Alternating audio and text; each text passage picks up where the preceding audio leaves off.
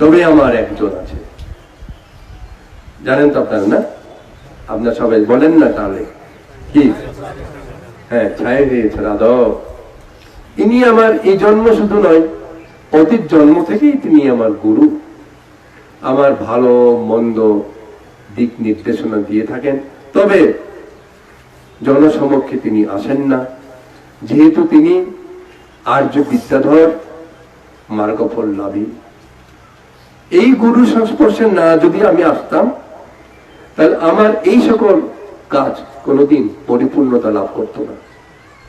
আমি এখন নিঃসংকোচে যে কোনো কাজ করি, কারণ আমার যে কোনো কাজ তিনি নির্দেশনা দেন, এটা করো, এটা ঠিক হবে না, এটা করলে ভালো হবে, এটা এমন ভাবে করো, কোথাও যাওয়ার সময় হলে অমুক দিন যাও, অমুক দিন ফিরে আসো, উনি সবই নির্দেশ দেন। তাই গুরুবিহীন যে কোনো একজনের জীবন ধূলিসাৎ হয়, নষ্ট হয়। এমনও হয় যে আমি তো গুরু, এরকম ভাবতে ভাবতে তার মান অহংকার ও বৃদ্ধিতে ধ্বংস হতে পারে।